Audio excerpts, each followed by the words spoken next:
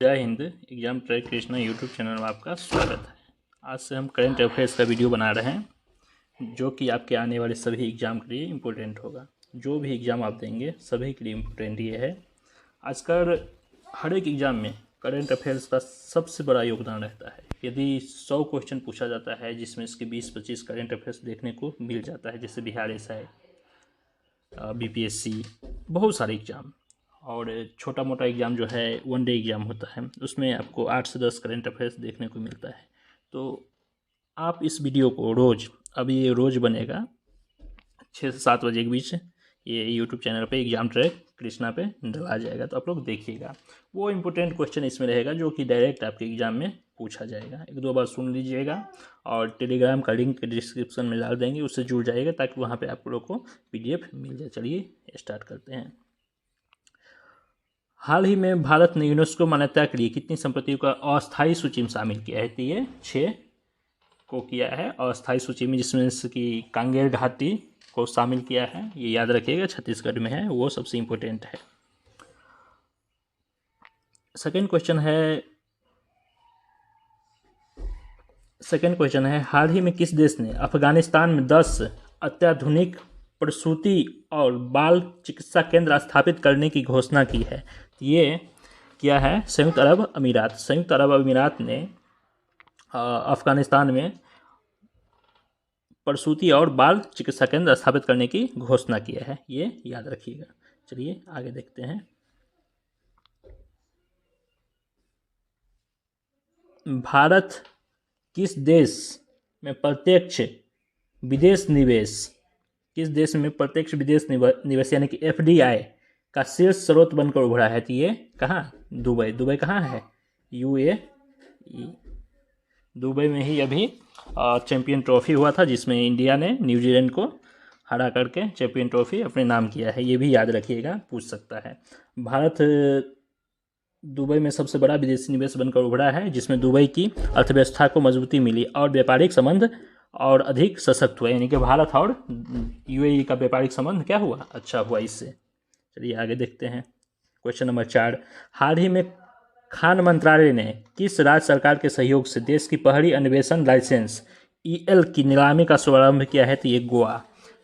ये हाल ही में खान मंत्रालय ने किस राज्य सरकार के सहयोग से, यानी किस राज्य सरकार के सहयोग से अपनी अन्वेषण लाइसेंस की नीलामी का शुभारंभ किया है? तो ये गोवा के सहयोग से किया है। ठीक है, आगे देखिए। ये सभी आपको टेलीग्राम के लिंक डाला हुआ है डिस्क्रिप्शन में, वहाँ से जुड़ जाइएगा। टेलीग्राम पे सभी का PDF आप लोग को उपलब्ध करवा दिया जाएगा। ठीक, और एग्जाम ट्रैक कृष्णा याद रखिएगा और सभी लोग सब्सक्राइब कर लीजिए। रोज़ 6 बजे सुबह में ये करंट अफेयर्स आपको देखने को मिलेगा। ये सभी एग्जाम में आपको पूछा जाएगा, 100% आपके एग्जाम में आएगा, 100% ही आएगा। ठीक, चलिए आगे देखते हैं। क्वेश्चन नंबर 5, 10 मार्च 2025 तक PM सूर्य घर मुफ्त बिजली योजना, PM सूर्य घर मुफ्त बिजली योजना, ये याद रखिएगा, कितने रूपटॉप और सौर प्रतिष्ठानों का लक्ष्य प्राप्त किया है? तो ये 10 लाख। PM सूर्य घर योजना 10 लाख रूपटॉप सोलर इंस्टॉलेशन पूरे हो चुके हैं, जिसमें भारत की सौर ऊर्जा क्षमता में वृद्धि हुई है। यह याद रखिएगा, PM सूर्य घर मुफ्त बिजली योजना। ठीक, आगे है आपका क्वेश्चन नंबर 6, हाल ही में किस तारीख को नदियों के लिए अंतर्राष्ट्रीय कार्रवाई दिवस मनाया गया है? तो ये 14 मार्च को मनाया गया है नदियों के लिए अंतर्राष्ट्रीय कार्रवाई दिवस। कितना मार्च को? 14 मार्च को मनाया गया है। उद्देश्य इसका क्या है? तो जल संसाधनों के संरक्षण और जागरूकता को बढ़ाना। आगे देखिए, पंचायती राज मंत्रालय ने महिला निर्वाचन प्रतिनिधियों को सशक्त बनाने के लिए कौन सी पहल शुरू किया है? तो ये शुरू किया है सशक्त पंचायत नेत्री अभियान और आदर्श महिला अनुकूल ग्राम पंचायत योजना। ये दोनों याद रखना है। पंचायती राज मंत्रालय ने निर्वाचित प्रतिनिधियों को सशक्त बनाने के लिए कौन कौन सा पहल शुरू किया है? तो सशक्त पंचायत नेत्री योजना और आदर्श महिला अनुकूल ग्राम पंचायत योजना, ये दो स्टार्ट किया है। कौन? पंचायती राज मंत्रालय। एग्जाम ऐसे पूछ सकता है कि आदर्श महिला अनुकूल ग्राम पंचायत योजना कौन शुरू किया है? तो पंचायती राज मंत्रालय। ऑप्शन से भी देखने को मिल जाएगा, आपको आ जाएगा।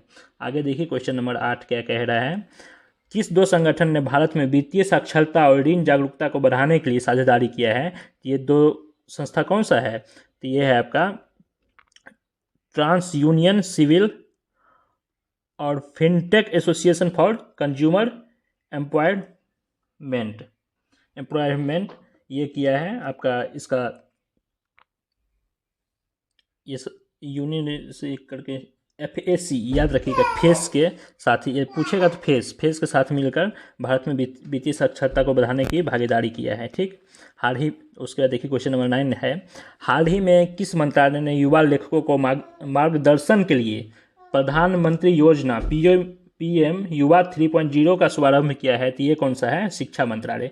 ये क्वेश्चन ऐसे पूछेगा कि PM युवा 3.0 का शुभारंभ कौन सा मंत्रालय किया है? तो ये शिक्षा मंत्रालय किया है। ठीक, हाल ही में कौन सा देश पहली G20 व्यापार और निवेश कार्य समूह बैठक की मेजबानी करेगा? तो ये कौन सा देश करेगा? तो साउथ अफ्रीका, याद रखिएगा। निम्नलिखित में से किस तारीख को विश्व उपभोक्ता दिवस मनाया जाता है? विश्व उपभोक्ता दिवस 15 मार्च को मनाया जाता है। ये सभी आपके एग्जाम में देखने को मिलेगा, जो भी एग्जाम आने वाला है उसमें।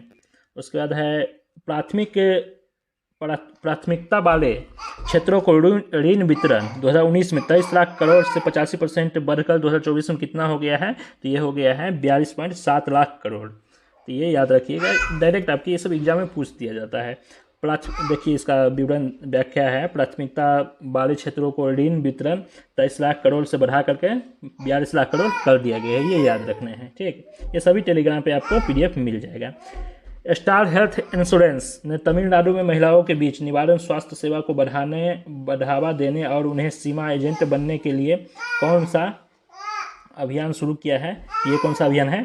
सितारा अभियान। कौन सा अभियान? सितारा अभियान है। ठीक, हाल ही में भारतीय राष्ट्रीय अभिलेखागार ने स्थापना दिवस मनाते हुए ज्ञान भारतम मिशन लॉन्च किया है। तो ये 135वां स्थापना दिवस कौन मनाया है?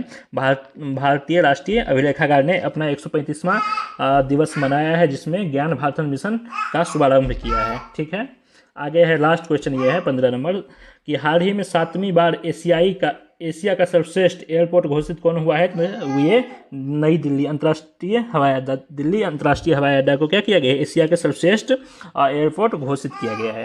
ये सभी देखिए बता दिए हैं, सभी लोग सब्सक्राइब कर लीजिएगा। अभी आज स्टार्टिंग है, इसमें कुछ ना कुछ त्रुटियाँ होगा, लेकिन धीरे धीरे ये सभी चीज़ सुधर जाएगा। लेकिन PDF टेलीग्राम ग्रुप में डाल देंगे, 100% ये सभी क्वेश्चन आपको एग्जाम में देखने को मिले। चलिए इतना ही, धन्यवाद, जय हिंद, आपका दिन शुभ हो, आराम से पढ़िए, जॉब 100% होगा, कोई नहीं रोक सकता है आपको। चलिए इतना ही, जय हिंद, जय भारत।